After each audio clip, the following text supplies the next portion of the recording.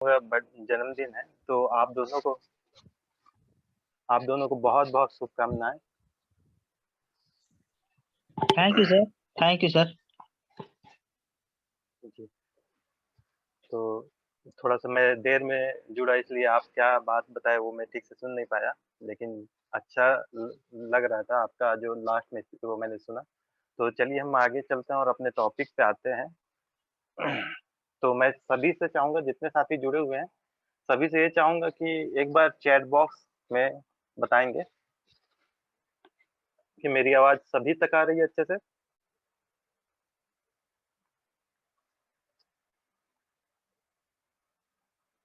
Ji, thank you sir. ये chat box में आप लोगों को मैसेज करने को कहा जाता है हमेशा बार-बार इसलिए कहा जाता है क्योंकि एक तरह से आपकी उपस्थिति भी इसमें हो जाती है और ये पता चल जाता है कि कितने लोग एक्टिव हैं, कितने लोगों को अच्छे से समझ में आ रहा है, बात सुनाई पड़ रहा है उनको। इसलिए कहा जाता है कि प्रत्येक व्यक्ति एक बार अपनी उपस्थिति ज़रूर इसमें दे दे चैट बॉक्स के माध्यम से।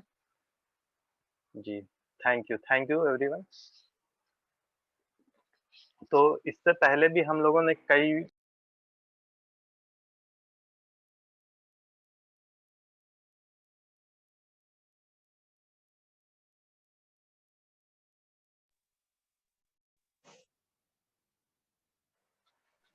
इससे पहले हम लोगों ने कई मुद्दों पे बात किया। सॉरी फ़ोन आ गया था। जी। और कई बातों को आप लोगों को बताया गया, मापन बताया गया, मनी बताया गया, पिछले में भी कुछ बताया गया था आकृति को लेकर। तो अब हम उसी आकृति से बढ़ते हुए आगे चलते हैं और जैसा देवाशीष सर बताया कि अब परिमाप और क्षेत्रफल पर आज बात की जाएगी कि बच्चों को परिमाप या क्षेत्रफल, परिमाप के बाद क्षेत्रफल बताया जाएगा। तो परिमाप कैसे बताया जाए? क्योंकि उनको आकृति का नॉलेज हो चुका है, इससे पहले आकृति के बारे में बताया गया था। और मेज़रमेंट भी वो जान रहे हैं, मीटर, सेंटीमीटर ये सब वो जान रहे हैं क्योंकि मापन भी उनको बता दिया गया है, तो उनका पूर्व ज्ञान ये सब है। और परिमाप जो है, ये पहली या दूसरी में शुरू नहीं करना है क्योंकि सिलेबस मैं देख रहा था, तो परिमाप सीधे चौथी से शुरू हुआ है। लेकिन पहली बार आप किसी भी बच्चे को अगर ये इनके बारे में बताते हैं, चाहे परिमाप हो या क्षेत्रफल हो, तो शुरू में जब भी आप बताते हैं तो बेसिक नॉलेज से ही शुरू करना चाहिए, ठीक है? हम कुछ बातें ऐसे करेंगे जो हमारे टीचर्स या तो स्कूल में जो पढ़ाया जाता है, किस मेथड से पढ़ाया जाता है, इस पर भी हम बात करेंगे और क्या वो टेक्निक सही है या गलत है, इस पर भी हम बात करेंगे।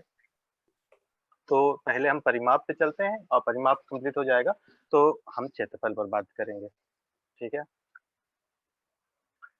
तो देखिए,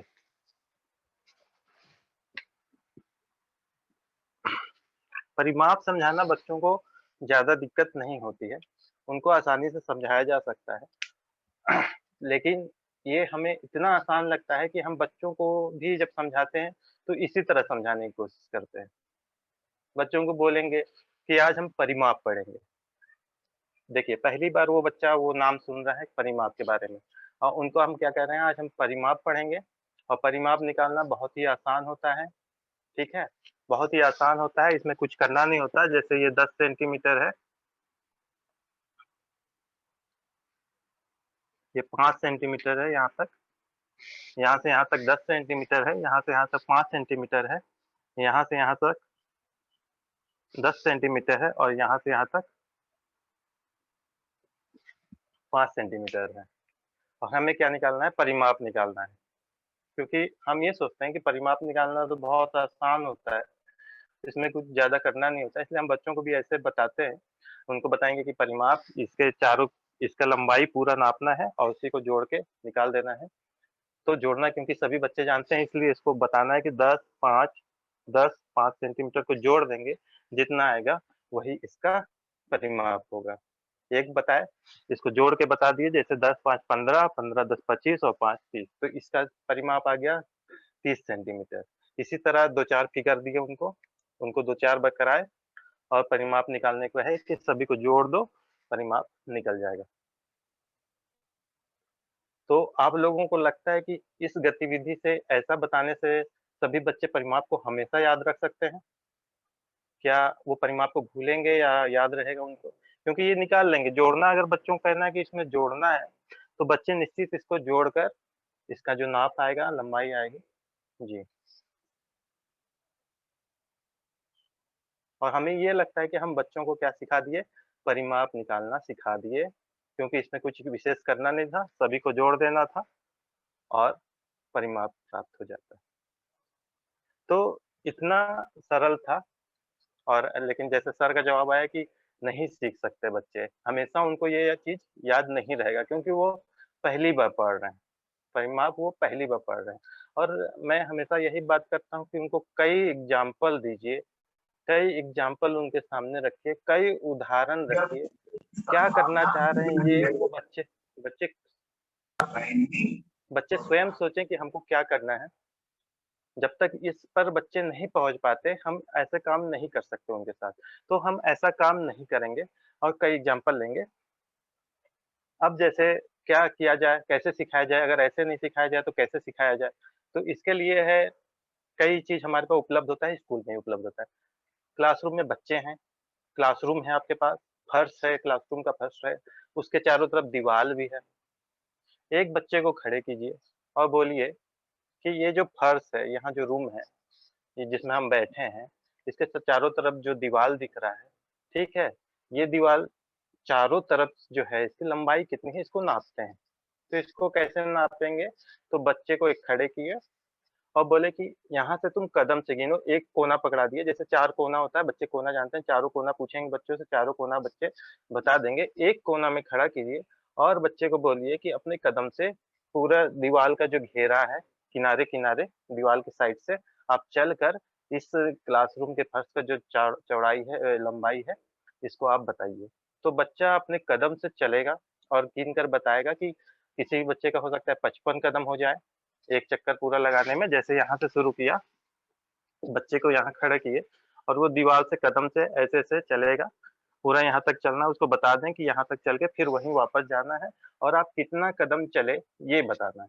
तो बच्चा मान लीजिए चला और बताया कि 55 कदम, इसके चारों तरफ जो बाउंड्री है वो कितने कदम का है, इसकी लंबाई कितनी है, 55 कदम है। दूसरे बच्चे को बोले, हो सकता है बच्चे की लंबाई कम हो, तो उसको कुछ ज़्यादा चलना पड़ेगा। ठीक है? हो सकता है उसको क्या करना पड़े, 60 कदम चलना पड़ा, तो उसके हिसाब से कितना हो गया, 60 कदम उसकी लंबाई हो गई।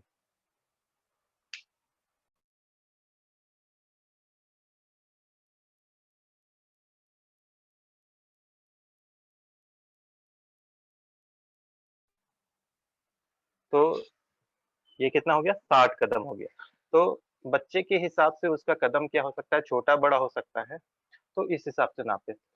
इसके अलावा आप उसको कोई लकड़ी भी दे सकते हैं कि जो बाउंड्री है, दीवार है, यहाँ आप उस लकड़ी या डंडा से उसकी लंबाई भी जो भी हो, वहाँ से रख-रख के नाप के बताओ कि इसके जो लंबाई है, वो कितने लकड़ी के बराबर है।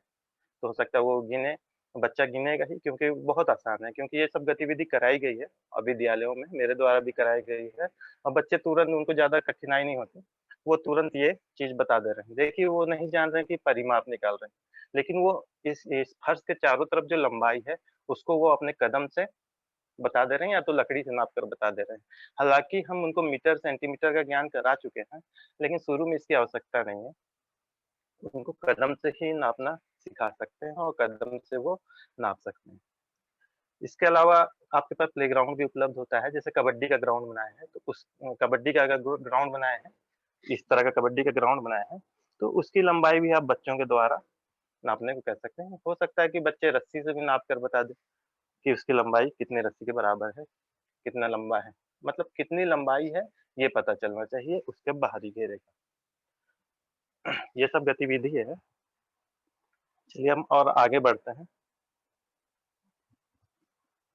अगर कुछ गलत होगा या तो लगेगा कुछ कुछ अच्छा उपाय आपके पास है, तो आप भी अपनी बात ज़रूर रखिएगा बाद में। मान लीजिए एक रुमाल है ये, एक रुमाल है। अगर आपके पास संसाधन उपलब्ध है, आपके पास रुमाल है, तो आप दिखाकर बात करेंगे तो ज़्यादा अच्छा होगा। क्योंकि अभी मैं कुछ सामान रखा नहीं है, इसलिए मैं बोर्ड में आप लोगों को बता रहा हूँ। लेकिन जब आप क्लासरूम में जाएँगे, तो आप सामान लेकर जाइए क्योंकि ये रुमाल भी उपलब्ध हो जाएगा।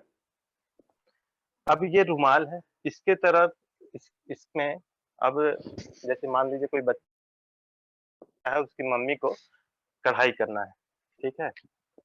यहाँ से यहाँ तक सिलना है, पूरे इसके बाहरी तरफ सिलना है क्योंकि वो झालर जैसा है तो फट सकता है, तो इसको सिलाई करना है किधर? बॉर्डर पे केवल। यहाँ से शुरू करना है, ठीक है? मान लीजिए यहाँ से यहाँ तक 10 सेंटीमीटर है, रुमाल की लंबाई, और यहाँ से यहाँ तक 5 सेंटीमीटर है।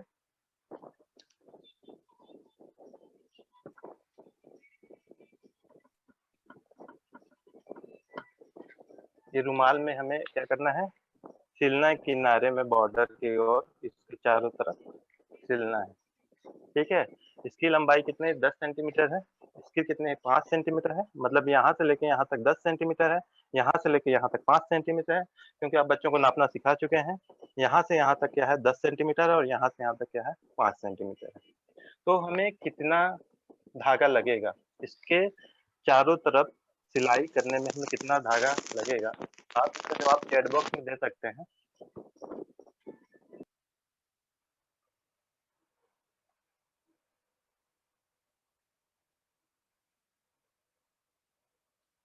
चैट बॉक्स में आप इसका जवाब दे सकते हैं।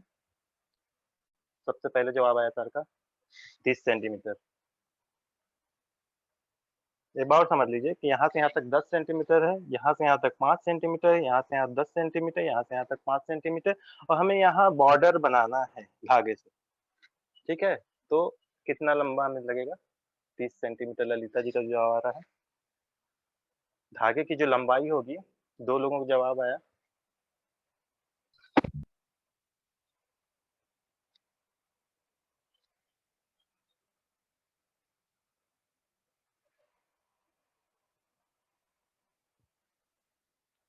तीस सेंटीमीटर, तो लगभग सभी का जवाब यही आ रहा है कि 30 सेंटीमीटर, ठीक है? वो ये बहुत ज़्यादा कठिन नहीं है और बच्चे इसको आराम से बता देंगे क्योंकि बच्चे को नापना आप सिखा दिए हैं, मेजरमेंट वो जान रहा है, मापन वो जान रहा है, वो लंबाई से परिचित है। अब ये बच्चा आराम से बता देगा कि यहाँ से यहाँ तक 10 आए, यहाँ से यहाँ तक 5 आए, यहाँ से यहाँ तक 10 आए, यहाँ तक 5 आए, तो हमारा कितना हो गया? जैसे आप लोगों ने बताया 30 सेंटीमीटर, तो इसकी लंबाई कितनी हो जाएगी? धागा हमें जो लगेगा वो कितना लगेगा? 30 सेंटीमीटर लगेगा, ठीक है? जैसे आपका जवाब आ रहा है, बच्चे भी इसी तरह जवाब देंगे।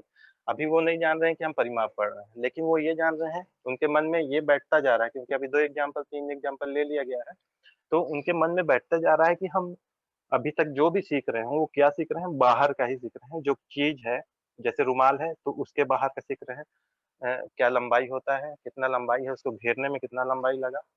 इससे पहले क्लासरूम का जो एग्जाम्पल लिया गया था, उसमें देखा गया कि कितना लंबा, कितना कदम हम चले या लकड़ी से हम नापे। इसी तरह और एग्जाम्पल लीजिए। अब एक और एग्जाम्पल लेते हैं।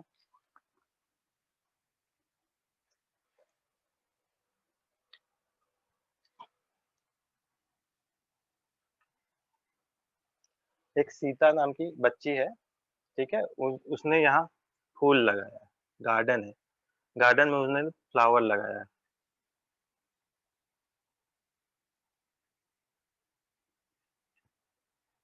गार्डन में क्या लगाया है? फूल लगाया हुआ है, लेकिन ये खेत जो बाड़ी बना हुआ है, अगर उसको घेरा ना जाए, तो हो सकता है कि जानवर घुस के उसके फूल को खराब कर सकते हैं।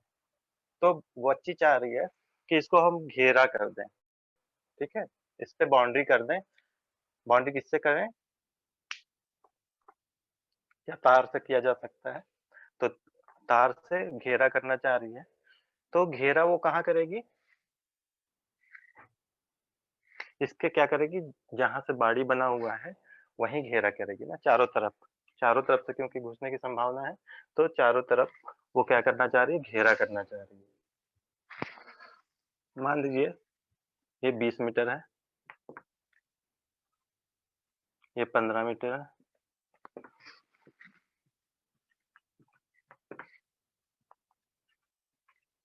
15 मीटर। इधर जो उसकी लंबाई है वो 20 मीटर है, इधर जो है 15 मीटर है, यहाँ तक 20 मीटर है और यहाँ तक 15 मीटर है।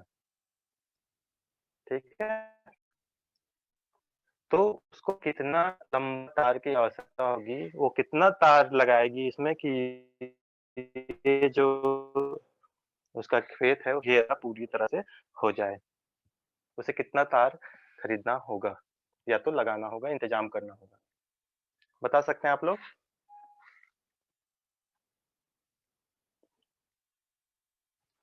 अंकिता जी का जवाब आया 70। 70।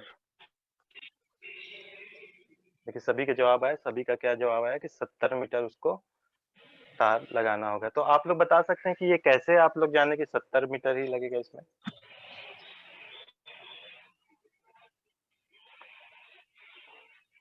या 70 मीटर आप लोगों ने कैसे निकाला, ये बता सकते हैं क्या?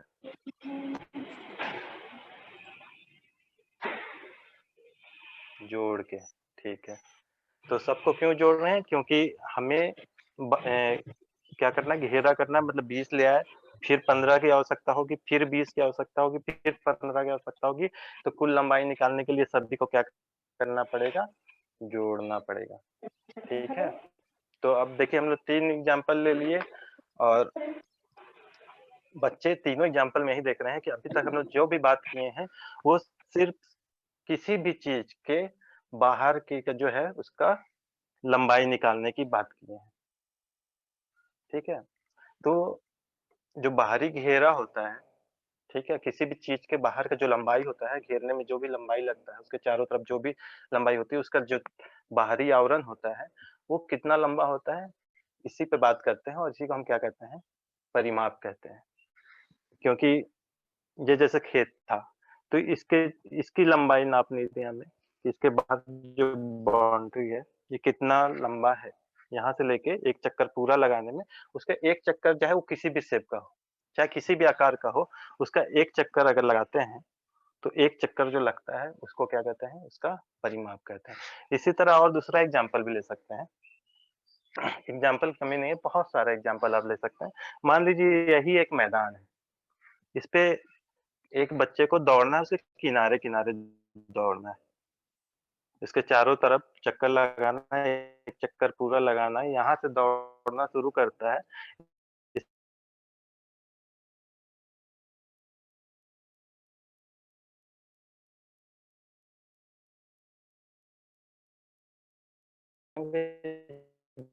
जोड़ के निकालेंगे, क्योंकि हम इसका बाहर का ही निकाल रहे हैं, इसीलिए इसको क्या कहते हैं? माप मतलब लंबाई, क्या लंबाई है। तो इसी को हम कहते हैं परिमाप।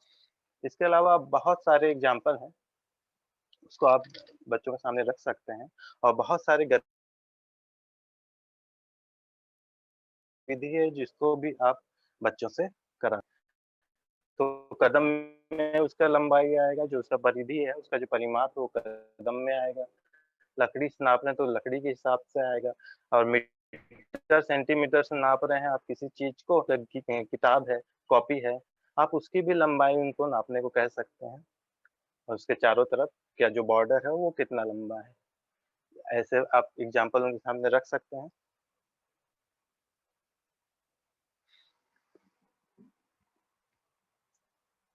चलिए और 1-2 एग्ज़ाम्पल लेते हैं।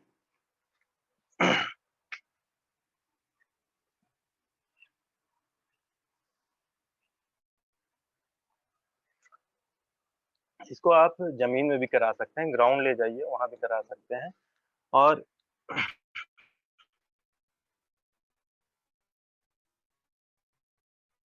एक-एक सेंटीमीटर की दूरी पे कील जाएँगे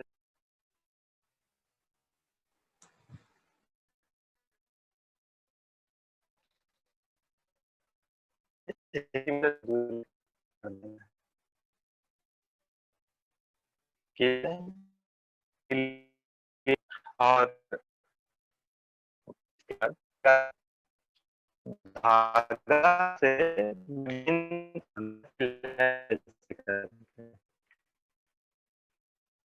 एक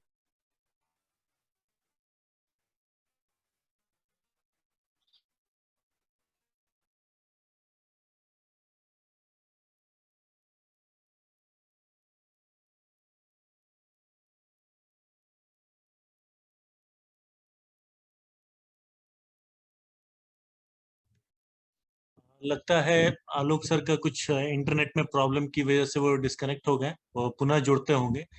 तो जो देख रहे हैं हम, वो यही समझ में आता है कि बच्चे को जब आप परिमाप, परिधि या पेरीमीटर को पढ़ाने जाएं, तो सीधा यह कह के कई बार शिक्षक क्या करते हैं कि भाई 4 साइड होते हैं, कोई आयत है, कोई त्रिभुज है तो उसके 3 साइड होते हैं। हाँ, आलोक सर आ गए हैं। तो सीधा जोड़ना लोग बता देते हैं। तो सीधा जोड़ने की बजाय यदि उसकी परिकल्पना को स्पष्ट किया जाए, उसके पूर्व ज्ञान का लाभ लिया जाए कि चलो यह कमरा है, इसके सभी जो भुजाएं हैं, इसकी जो सभी साइड हैं, उनको नापो, अपने कदमों से नापो, अपने हाथ से नापो, एक धागे से नापो। तो कई तरह का, इस तरह का प्रयास करने से बच्चों के अंदर एक बड़ी समझ विकसित होती है। ऐसा उदाहरण आप खुद से भी ले सकते हैं। अपने मोबाइल को ले लिया आपने और बच्चे को एक धागा दे दिया, बोला कि अब इसके सभी साइड की लंबाई को धागे में नाप कर बताओ।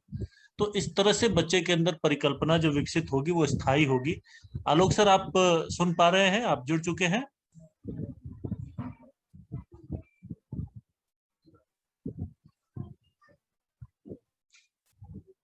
जी सर। आलोक सर, हाँ लगता है आपका इंटरनेट आज नेटवर्क का इशू है। हाँ हाँ, कोई बात नहीं सर। तो मतलब मैं बोलता हूँ, आप जुड़े रहिए। मैं परिमाप के बारे में थोड़ी चर्चा कर लेते हैं। और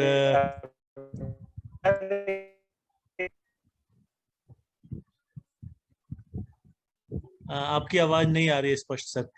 तो जैसा कि सर ने बताया, सर अभी धागे के बारे में बताने जा रहे थे। तो मान लीजिए आपने एक नोटबुक ले लिया, उस नोटबुक के चारों साइड की लंबाई बच्चों को बताया कि एक धागे से नापना शुरू करो, जहां पर पूरी होती है वहां उसे तोड़ लो, और उसकी लंबाई अपने स्केल पर नाप कर देखो तो कितने सेंटीमीटर का वो धागा है।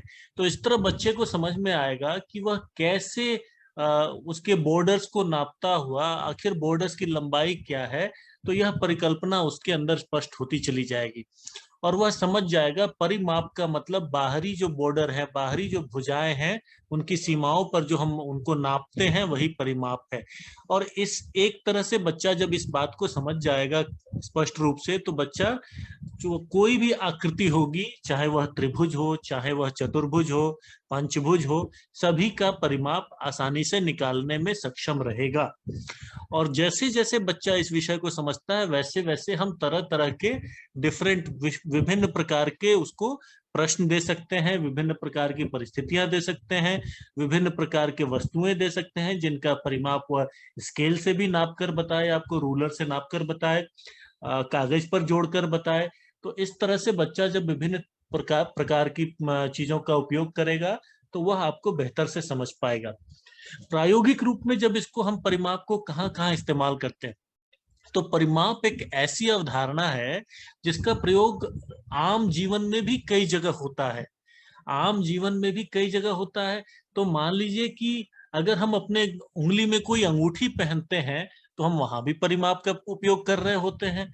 अगर मान लीजिए कि कोई माताएं बहनें चूड़ी पहनती हैं, वहां वह परिमाप का उपयोग करती हैं। थाली को जब हम देखते हैं, वहां भी थाली को कहीं कई बार सजाने में परिमाप का उपयोग होता है। तो जहां देखिए परिमाप का इतना ज्यादा उपयोग हमारे आसपास के जीवन में पड़ा है। मान लीजिए किसी डब्बे में कोई अगर कॉपी को रखते हैं सीधा करके, वहां पे परिमाप का उपयोग होता है। तो इस तरह के अनेकों अनेक उदाहरण हैं। जैसे सर ने बताया कि खेत की बाड़ी लगानी है, खेत को जाल से सुरक्षा देनी है, वहां परिमाप का उपयोग हो रहा है। इस तरह से आप सभी अगर कुछ एक एक उदाहरण इस तरह का परिमाप का आसपास के जीवन में बताएंगे चैट बॉक्स में, या अगर चैट टाइप करने में दिक्कत हो तो माइक ऑन करके भी बता सकते हैं कि आखिर किस तरह के उदाहरण आपको दिखते हैं अपने आसपास जिसमें परिमाप का उपयोग होता है, जिसको आप बच्चों को बता सकते हैं। मैं सभी से निवेदन करता हूं कि इसमें कुछ बिंदु बताएं।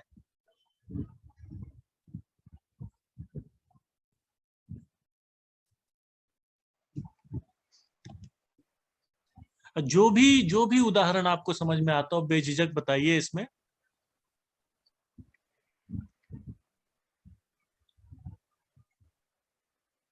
हाँ आलोक सर, अभी आप दिखाई दे रहे हैं मुझे? जी, जी सर, मेरी आवाज़ आ रही है? हाँ, आवाज भी आ रही है सर। जी जी। जैसा आपका सवाल है सर, तो उसी का उत्तर देख रहे थे। हाँ हाँ, बिल्कुल, जैसे किसी ने बिल्कुल आपने। डोर का विंडो लिखा है। तो बहुत तरह के उदाहरण हैं जिनसे आप मकान बनाते समय परिमाप का कई बार उपयोग करते हैं।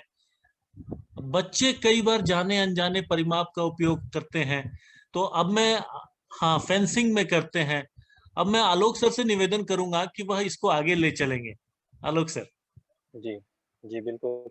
जैसा देवाशीष सर ने बहुत अच्छा एग्ज़ाम्पल आप लोगों को रखा कि बिल्कुल हमें दैनिक जीवन में इसकी आवश्यकता पड़ती है, और जैसे आप बता रहे थे फेंसिंग में पड़ती है, बाउंड्री बनाने में पड़ती है, घर बनाने में, चाहे वो किसी भी चीज़ का हो, चाहे दरवाज़ा लगाना है या खिड़की लगाना है, तो आप उसका बाहरी लंबाई जब तक नहीं नापेंगे, आपको खेत बनाना है, बाड़ी बनाना है, तो बिल्कुल हम एक साइज़ में बनाते हैं, उसका बाहरी लंबाई नाप कर कि हमें इतना लंबा पे घेराव करना है या इतनी लंबाई पे हमें दरवाज़ा बनाना है, तो बिल्कुल हम सभी का हमारे दैनिक जीवन में इसका क्या है, परिमाप का बहुत ज़्यादा उपयोग है। और बिल्कुल बच्चों को इसलिए अच्छे से सिखाना चाहिए ताकि वो आगे चलकर उनको दिक्कत ना हो और वो किसी भी तरह से उसकी लंबाई को नाप लें। तो हम जहाँ पर थे अभी हम फिर वहीं चलते हैं। जैसा आप लोगों को बताया जा रहा था कि ये कील है, कील बनाया गया है, 1-1 सेंटीमीटर की दूरी पे कील ठोकी गई है और उसपे धागा से विभिन्न आकृतियाँ बनाई गई हैं। इस आकृति को बच्चे को बनाने बताइए, एक बार अपने से बता दीजिए और फिर बाकी बच्चों को बनाने को कहिए, ऐसे आकृति वो बच्चे बनाएँगे धागे की मदद से। अब उनसे पूछना है कि इसकी पूरी लंबाई कितनी हुई? इसको बनाने में हमें कितना लंबा धागा की आवश्यकता पड़ा या तो इसकी जो लंबाई है वो कितनी है, ठीक है? तो धागा जब ओपन करेंगे यहाँ से हटा के उसे सब खोलेंगे, तो ऐसे पता चलेगा क्योंकि सब की दूरी क्या है?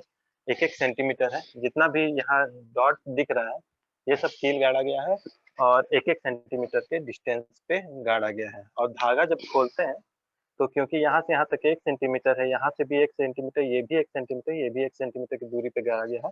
तो टोटल उसके धागा का जो लंबाई होगा खोलने के बाद देखिए, इसी आकृति को हम क्या किए यहाँ ओपन कर दिए, धागा है क्योंकि धागा से बनाया गया, धागा खोल दिया गया, तो ये देखा गया कि ये कितना लंबा है, इसको ऐसे भी नाप के कर सकते हैं। स्केल वगैरह से धागा खोलने के बाद उसको नाप सकते हैं कि वो कितना लंबा था। तो इस धागे की लंबाई कितनी आ गई? 4 सेंटीमीटर। इसी तरह इसको जब ओपन करेंगे, तो इसकी जो लंबाई होगी, वो क्या होगी? इस आकृति का परिमाप होगा। मतलब इस आकृति का परिमाप क्या होगा? जो धागा की कुल लंबाई होगी, वही इसका क्या होगा? परिमाप होगा। तो इस तरह विभिन्न आकृतियाँ आप बच्चों से बनवा सकते हैं। इसके अलावा आप बच्चे को मान लीजिए उसका स्लेट है उसके पास उसका बुक है, तो उसको भी आप ऐसा ही करवा सकते हैं। जैसे बुक रख लिए मान लीजिए और जैसे ये बुक है या स्लेट है उसका, स्लेट को ज़मीन पे रख कर उसके बाहर जो जैसे ये स्लेट है तो इसको रख के ऐसे करके इसका जो लंबाई है बाहर का उसको हम क्या किए जमीन में बना लिए, ठीक है? और उसके जो भुजाएं हैं या तो उसके कोने में यहाँ कील हम लगा दिए, यहाँ क्या किए कील लगा दिए। ये सब गतिविधि कराना है बच्चों को, ऐसे कील लगा दिए। अब इस कील पे हम क्या किए, एक धागा धागा यहाँ से बांधना शुरू किए, यहाँ से यहाँ गए दूसरे पे, दूसरे से तीसरे पे आए और तीसरे से चौथे पे आए, फिर चौथे से फिर पहले पे आए और ऐसे करके इसको हम घेर दिए, ठीक है? तो किताब की जो बाहरी लंबाई है या स्लेट का जो लंबाई है, वो क्या होगा? इस धागे के लंबाई के बराबर होगा। जब इसको ओपन करेंगे, तो देख लेंगे इतना लंबा है मान लीजिए, तो इतना लंबा उसका जो क्या होगा परिमाप होगा उस किताब का या उस स्लेट का।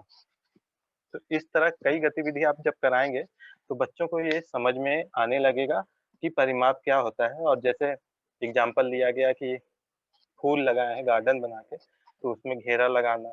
तो हम कहीं भी बाहर का अगर कर रहे हैं, किसी भी चीज़ का अगर बाहरी घेरा कर रहे हैं, उसके चारों तरफ की लंबाई नाप रहे हैं, तो उसी को हम क्या कहते हैं? परिमाप कहते हैं।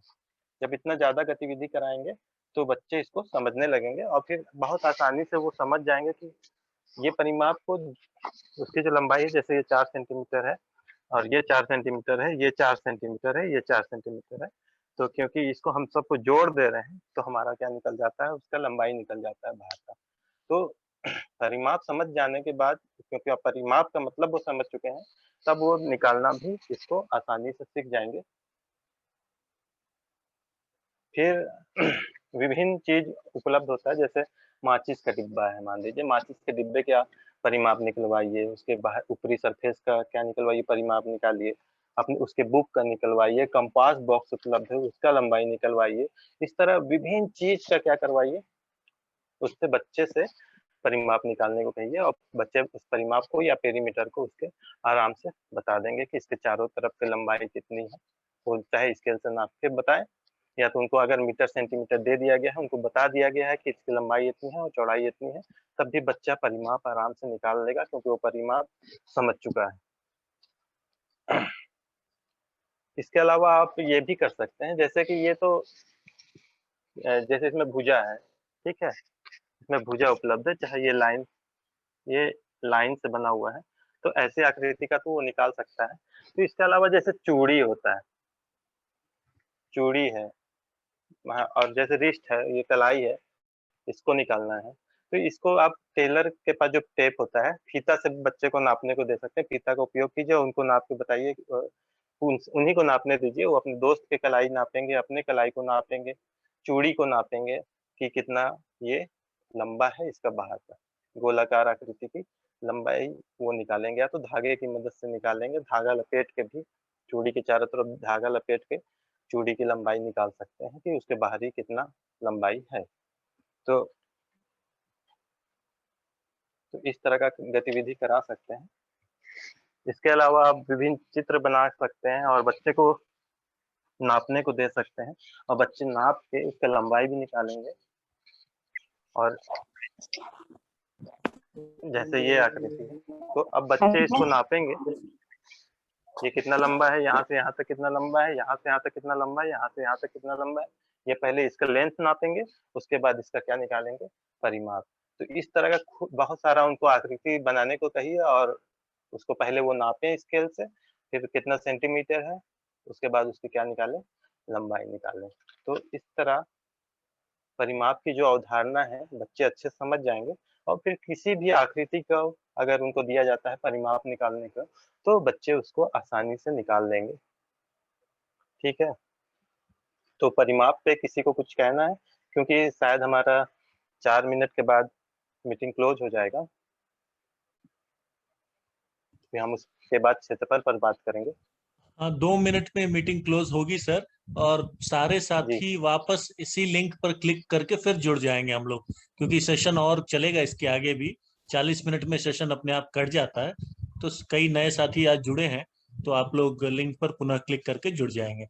तो परिमाप में जैसा सर ने बताया, तो बहुत ही अच्छा, खास करके जो आपने वो ग्राफिक्स वाला, वो बिंदु डॉटेड वाला जो बताया सर, कील गड़ी हुई है और उस पे धागा से नापा, तो उस तरह तो बच्चे बहुत सारी आकृतियों का खुद से कल्पना करके नई आकृतियां बना सकते हैं, नए नए खेल कर सकते हैं, और उसमें भी इवन चौथी से नीचे के बच्चों को भी हम ऐसे गतिविधियों में जोड़ सकते हैं, जिससे कि वो इसकी समझ डेवलप कर सकते हैं। बिल्कुल सर। क्योंकि बच्चे अगर सीख रहे हैं तो उनको पहले भी सिखाया जा सकता है, क्योंकि ये बहुत कठिन नहीं होता है, और शुरू से अगर सिखाते आ रहे हैं तो हमें बाद में दिक्कत नहीं होती। और ये जो फ़ॉर्मूला जो होता है, इसका फ़ॉर्मूला शुरू में बताने की कोई आवश्यकता नहीं है कि परिमाप का ये रेक्टेंगल कैसे निकालते हैं, तो स्क्वायर कैसे निकालते हैं। बिल्कुल उनको आसानी आराम से बनाने दीजिए। जैसे ये परिमाप सीख जाए गए बच्चे, उसके बाद तो परिमाप निकलवाइए, आयत का भी परिमाप निकलवा दीजिए, तो बच्चे आराम से बता देंगे। एक आयत बना दीजिए, अब इसका परिमाप आप निकालने बोलेंगे, तो निश्चित बच्चे इसके परिमाप को निकाल कर आपको बता देंगे, क्योंकि उन्हें फ़ॉर्मूला भी बताना नहीं है, वो जोड़ के आराम से बता देंगे कि कितना लंबा है। इसी तरह स्क्वायर का भी, त्रिभुज का भी, सभी का वो परिमाप निकाल सकते हैं, और या तो कोई भी आकृति उनको अगर दे दिया जाए, तो उन आकृतियों का वो परिमाप आराम से निकाल सकते हैं। और बुक में भी कई आकृति दी गई है, जैसे ये दिख रहा है। क्योंकि अब बच्चा जान गया कि हमें बाहर ये जो भी आकृति बना है, इसका बाहरी घेरा जो है, उसी को हमको क्या करना है, इसके जो बाउंड्री बनी हुई है, उसी की लंबाई हमें निकालना है। तो इस तरह कई चीज़ आपको पुस्तक में भी मिल जाते हैं, और बुक बहुत अच्छा होता है पढ़ाने आपको पढ़ाना है किसी को तो बुक जरूर देख लीजिए, क्योंकि बुक में भी बहुत अच्छा चीज दिया रहता है, कई गतिविधि दी रहती है, लेकिन उससे हम कभी देखते नहीं है, सीधे हम क्वेश्चन देखते हैं और काम करते हैं। तो गतिविधि अगर पढ़ लिया जाए तो उसमें बहुत अच्छा गतिविधि दिया जाता है, और कई एग्जाम्पल भी दिए है, उसको भी बिल्कुल कराइए, बच्चों को करा सकते हैं। और इसके अलावा आप उनके कबड्डी ग्राउंड को नपा सकते हैं, कि कबड्डी ग्राउंड के चारों तरफ लंबाई नापे, साइकिल का जो टायर है उसके लंबाई नापे, वो किसी की मदद से भी नाप कर वो बता देंगे कि इसका परिमाप कितना है। तो चलिए परिमाप पे इतना ही बात करते हैं हम। और थोड़ा आशीष सर, देवाशीष सर बात किए ही थे कि दैनिक जीवन में कहाँ कहाँ इसका उपयोग होता है, तो बिल्कुल उसका उपयोग उस पर बात हो गई, इसलिए हम आगे चलते हैं और क्षेत्रफल पर रहते हैं।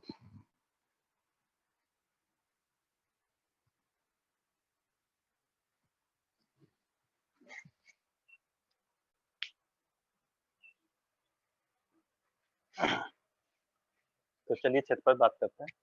तो इसके लिए क्या किया गया, जैसे आपको क्षेत्रफल पढ़ाना है, मान लीजिए आप बच्चों को क्षेत्रफल सिखाना चाह रहे हैं, ठीक है, तो इसके लिए क्या कीजिए, एक दिन पहले बच्चों को ये कहिए कि अपने घर से जो खाली डिब्बे होते हैं माचिस के जो खाली डिब्बे हैं, मैच बॉक्स है, उसको लेकर आना है, सभी बच्चों को लाना है, जितना ज्यादा मैच बॉक्स ला सकते हैं, माचिस के डिब्बे ला सकते हैं, उनको लेकर आना है।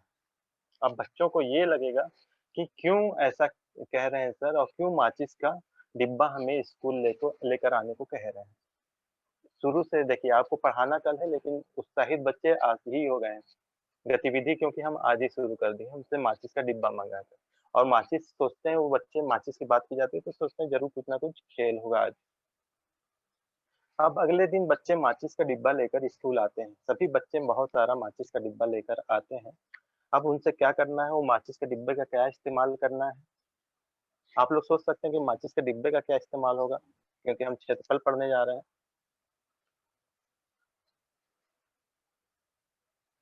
चलिए मैं ही बताता हूँ। जैसे ये उनके हिंदी का क्या है, किताब है, उनके हिंदी का ये बुक है, बिल्डिंग ब्लॉक, बिल्कुल उसका इस्तेमाल किया जा सकता है बिल्डिंग ब्लॉक बनाने में। तो जैसे ये हिंदी का क्या है, उनकी हिंदी का टेक्स्ट बुक है, हिंदी की किताब है उनकी। अब इसके ऊपर में जो जगह होता है,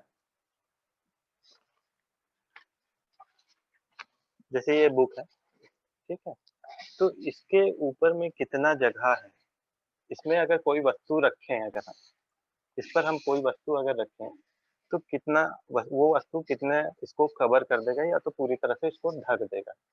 ठीक है, क्योंकि ये किताब है और हम बच्चों से मंगाए हैं माचिस का डिब्बा, तो बच्चों को यही कहना है कि इस किताब के ऊपर माचिस का डिब्बा आपको अरेंज करना है, ऐसे रखना जमा कर,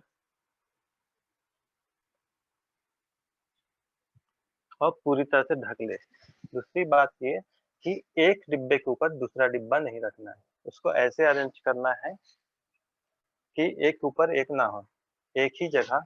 तो ऐसे करके बच्चों को अरेंज करने को कहते हैं, बच्चे उसको अरेंज करते जाते हैं, माचिस के डिब्बा से उसको पूरी तरह से ढकते हैं। ये गतिविधि कराइएगा, माचिस के डिब्बे से ही कराइएगा, क्योंकि मेरे को उपलब्ध नहीं, इसलिए मैं इसको ऐसे ही बता रहा हूँ। तो उसके जो ऊपरी एरिया, मतलब उसके सतह पर कितना माचिस का डिब्बा आता है, या तो कितना माचिस का डिब्बा उसको ढक रहा है। तो इसमें अगर हम काउंट करके देखें तो इसमें कितने माचिस के डिब्बे आ रहे हैं एक हिंदी की किताब को ढकने के लिए। 1 2 3 4 5 6 7 8 9 10 11 12 13 14 15 16 माचिस के डिब्बे लगे। तो इसका जो सतह है उसमें कितनी जगह है, 16 माचिस का डिब्बा। 16 माचिस का डिब्बा इसका क्या हो गया, इसका पूरा सरफेस को ढक लिया, इसके सतह को ढक लिया। एक सतह को ढकने के लिए इसको 16 माचिस का डिब्बा लगा। इसी तरह अलग बुक है, जो हिंदी का बुक है, उस पर भी आप, हिंदी का है, गणित का है, जो भी बुक है, कॉपी है, उस पर भी आप ये गतिविधि करा सकते हैं।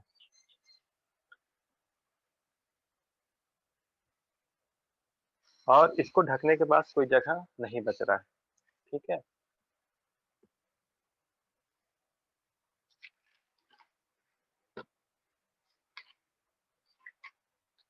इसी तरह आप टेबल है जो टेबल टेबल का भी इस्तेमाल कर सकते हैं। जैसे मान लीजिए टेबल है और बच्चों के पास किताब उपलब्ध है। इस जो टेबल का जो सतह है, इसको ढकना है और इसके ऊपर क्या रखना है, किताब रखना है और देखना है कि कितने किताब की जो संख्या, कितने किताब इसको ढकने में लग जाते हैं, इसके सरफेस को पूरी तरह से ढक लेते हैं। तो इसके सतह होगी, इसको जो सतह की जगह होगी वो क्या होगी, जितने भी किताब उसको लगे हैं इसको ढकने के लिए। इसके अलावा बच्चों से और भी गतिविधि कराया जा सकता है। जैसे ये स्क्वायर शेप में, बड़े स्क्वायर शेप में और छोटे स्क्वायर शेप में कागज का कटिंग करके रखने को कहा जा सकता है। इस कागज को हम स्क्वायर शेप में काट लिए, बड़े में भी काट लिए और छोटे में भी काट लिए और एक किताब में इसको ढकने को कहते हैं, इसको रखने को कहते हैं। और ये देखते हैं कि कितने स्क्वायर शेप वाले, कितने स्क्वायर या कितने वर्ग इस किताब को पूरी तरह से ढक लेते हैं। तो हम यही देख रहे हैं कि इनका जो ऊपरी सतह होता है, सरफेस होता है, उसमें कितने स्क्वायर आ रहे हैं। जितने भी स्क्वायर आ रहे हैं या जितने भी पुस्तकें आ रही हैं, जितने भी माचिस के डिब्बे आ रहे हैं, जिस चीज को आप रख के उसको ढक रहे हैं, उसको उसी का क्या कहते हैं, क्षेत्रफल, उसकी क्षमता कहते हैं कि उसमें कितना माचिस का डिब्बा आ सकता है, कितना उसमें किताब आ सकते हैं, या तो आप स्क्वायर वर्ग बनाए हैं, कितना आ सकता है, वो जितना आएगा पूरी तरह से उसको ढकेगा, उसी को उसकी सतह का क्या कहेंगे, क्षेत्रफल कहते हैं। अगर कोई टेबल है इस तरह का, उसमें 12 पुस्तकें आ रही हैं, तो उसका जो क्षेत्रफल हम बोलेंगे क्या कहेंगे, इसका जो क्षेत्रफल है इस टेबल के सरफेस का, तो वो 12 पुस्तक है। जिस चीज से आप नापेंगे बस उसी की संख्या आपको बता देनी है।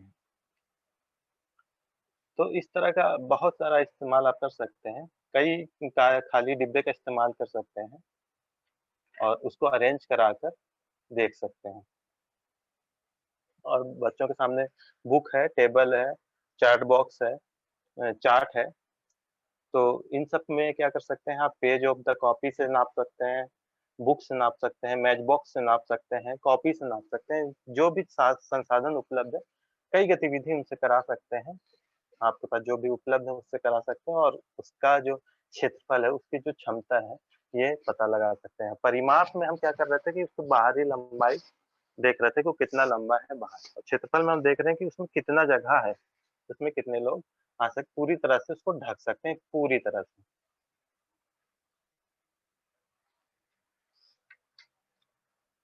अब ये बताइए कि सोचने वाली बात है, जैसे मैंने बताया कि माचिस के डिब्बे से रख के भी उसका क्षेत्रफल निकाल सकते हैं, या तो किताब रख के भी निकाल सकते हैं।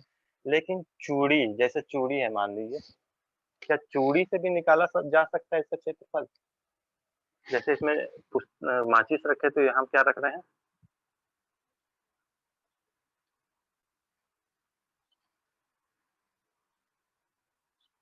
चूड़ी रख रहे हैं।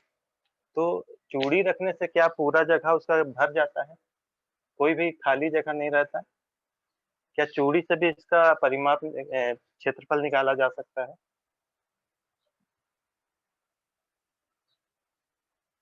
जैसे माचिस का डिब्बा रखे तो माचिस से तो पूरा ढक गया वो, या तो बुक रखे तो, बहुत सभी का जवाब आ रहा है नहीं।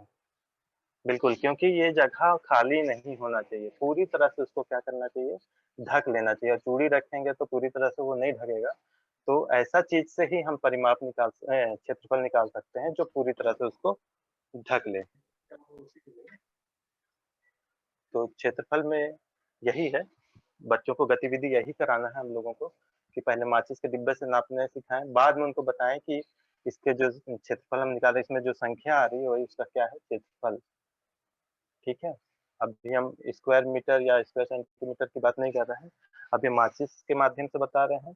जैसे एक किताब के ऊपरी सरफेस की ऊपरी जो सतह है, उसमें कितने माचिस के डिब्बे उसको ढक रहे हैं पूरी तरह से, मान लीजिए 16 ढक रहे हैं, तो एक सतह में 16 माचिस पूरी तरह से उसको क्या कर रहे हैं, ढक रहे हैं। तो इसी को हम क्या कहते हैं, उसका क्षेत्रफल कहते हैं कि जितने माचिस उसमें आ जाएँ। तो जैसा पेरीमीटर है, उसी तरह ये है, क्षेत्रफल भी है समझिए। इसको भी दैनिक जीवन में इसका भी बहुत इस्तेमाल होता है और जो फ़ॉर्मूला वगैरह है वो बाद में बच्चों को बताना है, पहले बस उनको यही अभ्यास कराना है, उनको यही बताना है कि क्षेत्रफल क्या है। जब वो अच्छे से समझ जाते हैं, तो हम आगे की बात उनसे कर सकते हैं। अब जैसे और भी एग्ज़ाम्पल ले सकते हैं। ये वस्तुओं के माध्यम से था, चित्र के माध्यम से भी कर सकते हैं, जब बच्चा समझ जाए तो। जैसे मान लीजिए कोई चित्र है, इसमें स्क्वायर या वर्ग के माध्यम से इसको हम नाप रहे हैं। तो देख रहे हैं कि इसके सतह को ढकने के लिए कितने वर्ग की आवश्यकता पड़ी? कितने वर्ग की आवश्यकता पड़ी? काउंट करके बताएँगे चैट बॉक्स में।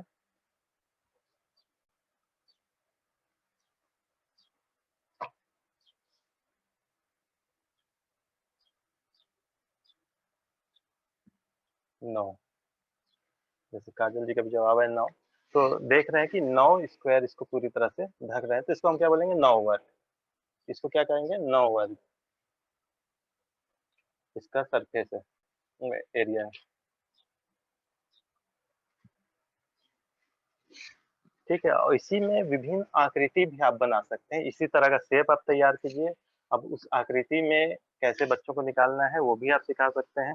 जैसे ये बना दिए एक त्रिभुज।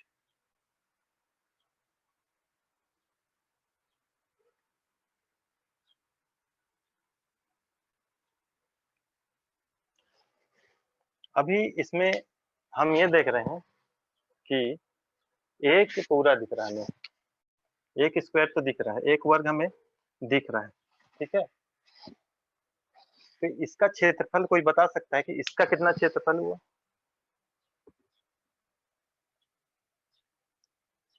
क्योंकि अगर बच्चों को गिनने को कहा जाएगा तो वो एक तो गिन लेंगे, लेकिन ये क्या है, पूरा नहीं है। कितना है वो? बिल्कुल, 2 जवाब आ रहा है, क्योंकि ये एक पूरा है और ये आधा-आधा क्या है? 1 है। तो इसका क्षेत्रफल कितना हो गया? 2, 2 वर्ग हो गया। बिल्कुल, थैंक यू सर। चलिए अब एक और इसी तरह का आकृति लेते हैं।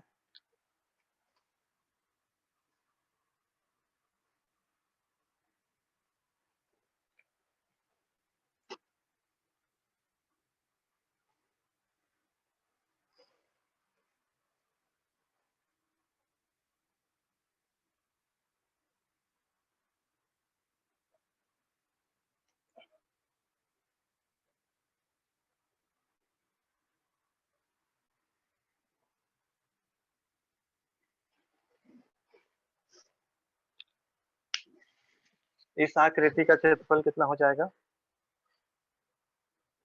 तो इसको निकालने के लिए क्या करते हैं कि अब बच्चों को आप बता सकते हैं, जैसे आपके सामने और भी एग्जांपल है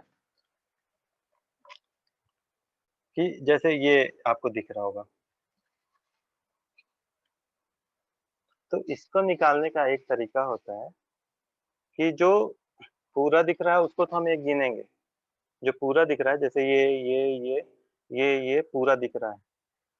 उसको हम हरे रंग से या लाल रंग से या नीले रंग से जो पूरा दिख रहा है, उसको हम किसी रंग से एक अलग रंग से जैसे नीले रंग से रंगे हैं, तो जो पूरा दिख रहा है उसको एक रंग से रंग दीजिए। इसके बाद जो आधा से कम लग रहा है, जो आधा से क्या लग रहा है कम, जैसे ये आधा भी नहीं है, ऊपर में जो है ये आधा भी नहीं है, आधा से क्या है कम है, तो उसको दूसरे रंग से रंग दीजिए। जैसे आधा से कम को हम लाल रंग से रंगेंगे, जो पूरा है उसको नीले से रंग रहे हैं, जो आधा से कम है उसको हम किससे रंग रहे हैं, लाल से रंग रहे हैं, और जो आधा है उसको हम हरे रंग से रंग रहे हैं। अब हम ये देखेंगे, जो पूरा है उसको तो हम एक गिनेंगे, और जो आधा है उसको हम क्या करेंगे, दो आधा को मिलाकर एक गिनेंगे, और जो आधा से कम है उसको हम नहीं गिनेंगे। जो आधा से कम है हम उसको नहीं गिनेंगे, और जो आधा से ज्यादा है उसको हम क्या गिनेंगे, एक गिनेंगे। तो इसका एक टेक्निक होता है ये, जैसे ये आधा नहीं है, देखिए आधा से ज्यादा है और लेकिन एक भी नहीं है, तो इसका यही मेथड होता है। जो आधा से ज्यादा है लेकिन एक नहीं है उसको हम एक गिनेंगे, और जो आधा से कम है उसको हम नहीं गिनेंगे। और इस टेक्निक से फिर इसको काउंट कर लेते हैं कि इसमें कितना वर्ग की आवश्यकता पड़ी थी और कितना वर्ग इसका क्षेत्रफल है। तो बच्चे जब सीख जाएंगे तो ये सब गतिविधि भी कर सकते हैं, और ये कराइएगा तो फिर बच्चे आसानी से इसको सीख जाएंगे। अब उनको दैनिक जीवन में जो उपयोग होता है वो भी आप बता सकते हैं कि हम कैसे क्षेत्रफल निकालते हैं। और इसके अलावा एक आयत का क्षेत्रफल मान लीजिए निकालना है तो कैसे निकालते हैं ये भी बता दें।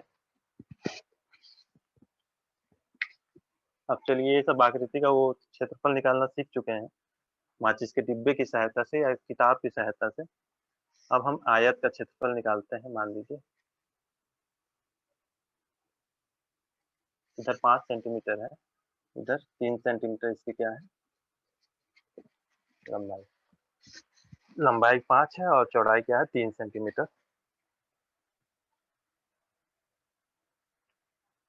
ये सब बहुत आसान तरीका होता है जिसको बच्चे आसानी से सीख जाते हैं। जैसे परिमाप निकालना रहेगा तो सबको क्या कर देंगे, जोड़ देंगे, उसका क्या निकल जाएगा, परिमाप निकल जाएगा। लेकिन इसके अंदर कितना जगह है ये निकालने के लिए आप क्या करें, क्षेत्रफल। क्योंकि अब हम माचिस के डिब्बे से या किताब की सहायता से या किसी अन्य वस्तु की सहायता से इसको नहीं निकाल सकते। इसको अब हम सीखना होगा कि हमें इसका क्षेत्रफल कैसे निकालें। जैसे परिमाप हम सीख गए कि सभी को जोड़ के निकाल देना पड़ता है, तो इसको हम कैसे निकालें, कोई आप बता सकते हैं आपने कि इसको कैसे निकालें।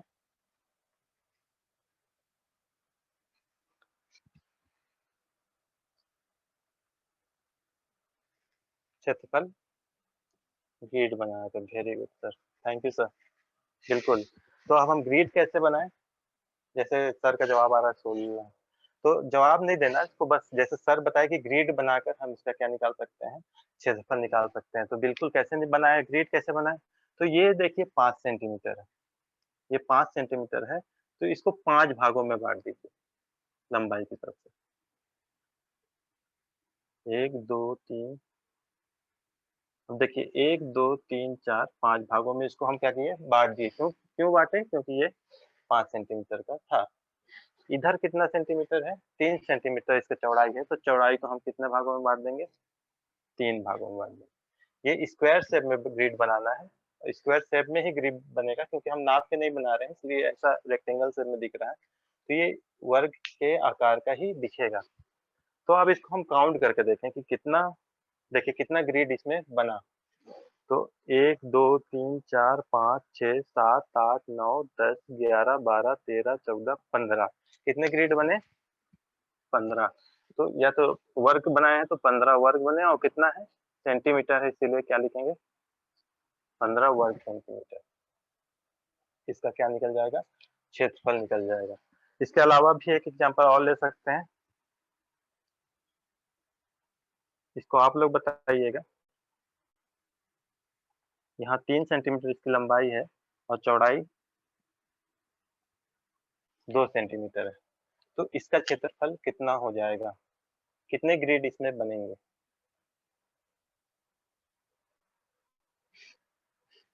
यहाँ 3 सेंटीमीटर इसकी लंबाई है और इसकी 2 सेंटीमीटर क्या है।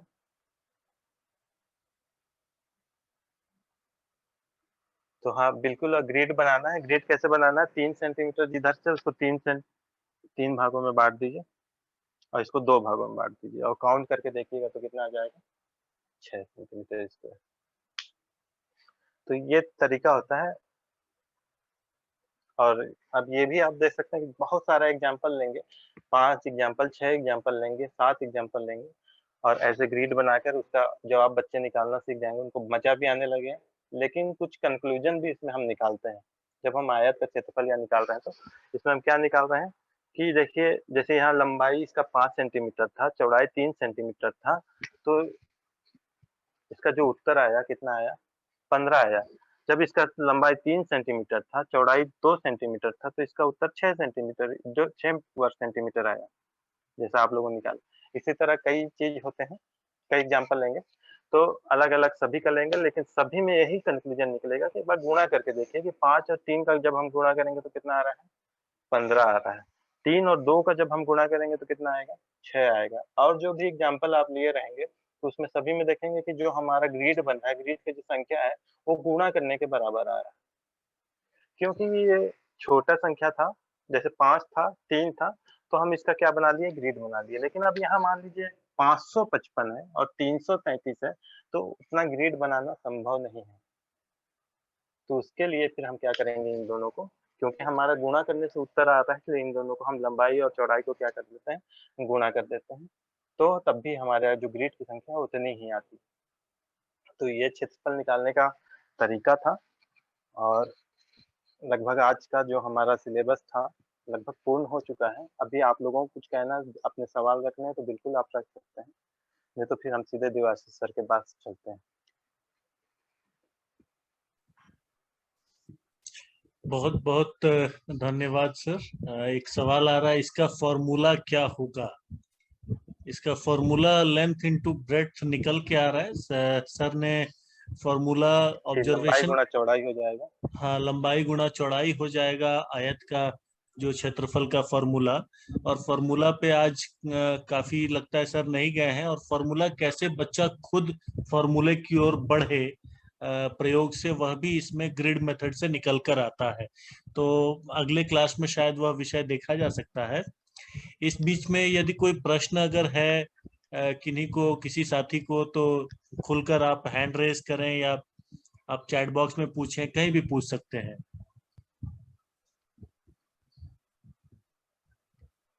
जैसे इस फार्मूला के बारे में बात कर रहे थे कि इसका फार्मूला क्या होगा, तो हम यही देख रहे हैं कि ये लंबाई है उसका, क्योंकि ये सब चीजें आप उनको पहले पढ़ा चुके हैं।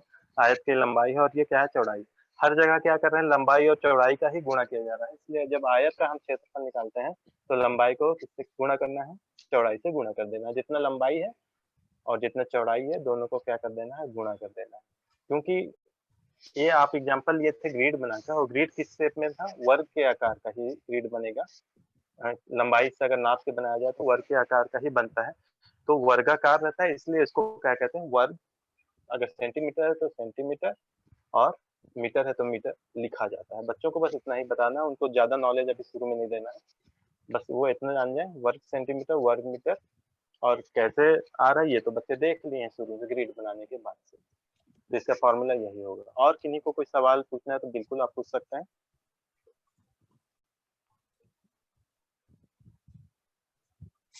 बिल्कुल, बहुत अच्छे तरीके से आपने बताया सर। और इसमें सबसे अच्छा ये लगा कि पूरी तरह से आप आकृतियों को आधार बनाकर ही चलते रहे, और आकृतियों के कभी आपने किनारों को खोल लिया, कभी आपने आकृतियों को समान टुकड़ों में बांट लिया, ग्रिड बना लिया। तो इससे बहुत सारी चीजें बच्चों को अच्छे से चित्र स्पष्ट हो जाएंगे। और एक बार बच्चे को स्पष्ट हो गया तो फिर वो आगे फॉर्मूला स्तर पे जब अगली कक्षाओं में हम इस पे चर्चा करेंगे तो और अच्छे से चीजों को ले जा सकता है। तो मुझे लगता है कि सभी को समझने में सहूलियत रही होगी। थान सिंह जी, आपका कोई फीडबैक? नहीं, ठीक है सर, बहुत अच्छा। सर ने बहुत अच्छा से तरीका से बताया है। जिसमें ग्रेप बताया है वो बच्चों के समझने के लिए बहुत ही आसानी होगी सर, बहुत अच्छा बताया। बिल्कुल बिल्कुल सर, मुझे भी ऐसे ही लगा। ललिता मैडम, कोई सुझाव, इसमें कोई प्रश्न?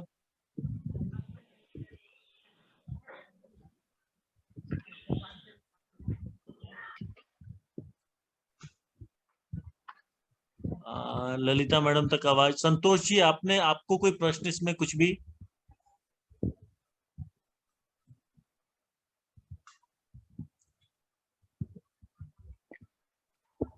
सर, हाँ हेलो। मैम। हाँ मैम, बोलिए। हाँ, सर बहुत अच्छा लग रहा है गणित का सेशन।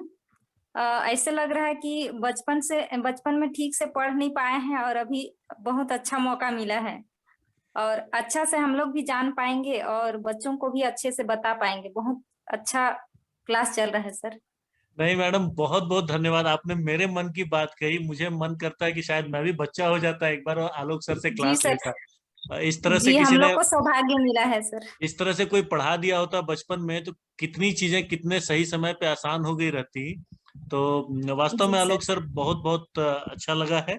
और आगे भी हम इसी तरह से इस पे जानना चाहेंगे आपसे। एक अंतिम बार 30 सेकंड में किसी के पास कोई सवाल हो तो पूछ लीजिए, अन्यथा हम आज का सेशन समाप्त घोषित करेंगे।